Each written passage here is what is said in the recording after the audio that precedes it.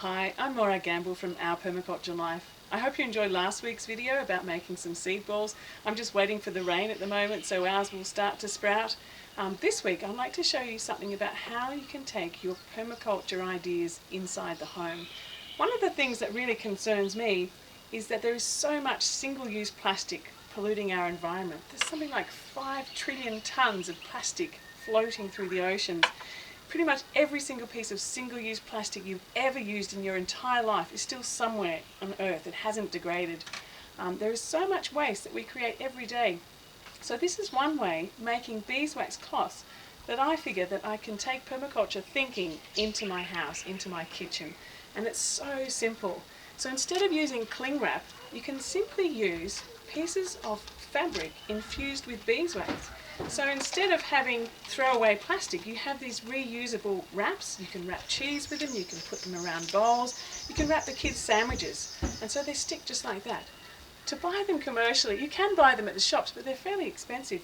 At home you can make them for a fraction of the price, perhaps 5 or 10 cents each. So I simply find a piece of fabric that's cotton fabric.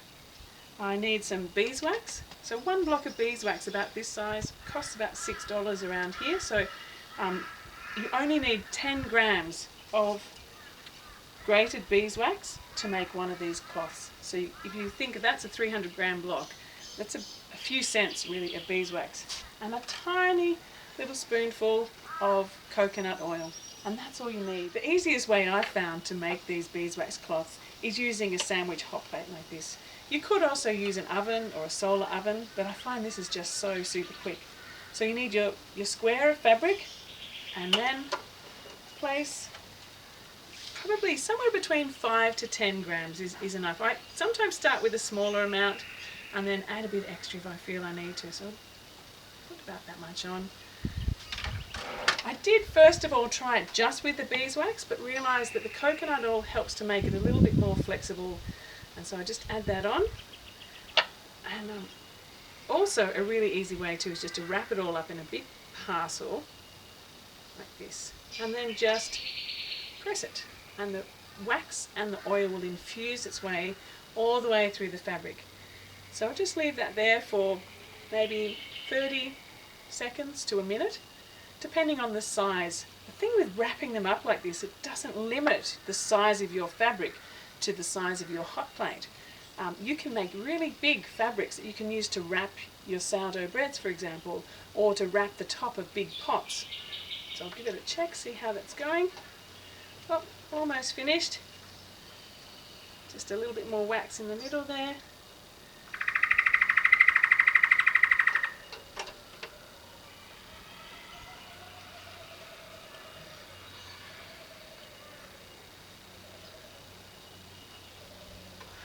Okay, so we'll open it up and see how it's going. Perfect. So gently pick this up, it's quite hot beeswax.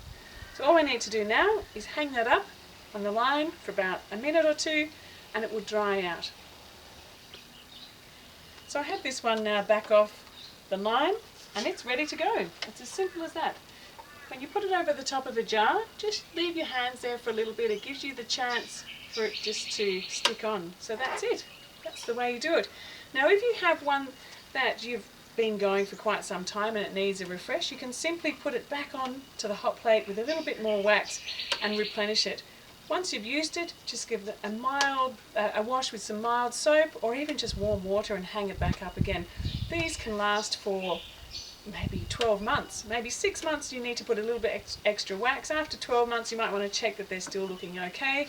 The thing with this is, it's cotton, it's beeswax, it's coconut oil. At the end of its life, you can just put it in your compost bin. So there's absolutely no waste. You've upcycled an old piece of fabric, you've reused things, you've used things like beeswax and oil, and then it's just straight into the compost.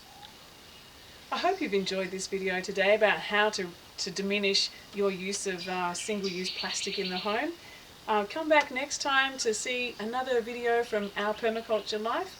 Please leave me comments, and visit my blog for more information about how to step-by-step make these and find out other information of how to simplify your life. It's Morag from Our Permaculture Life. Thanks for watching.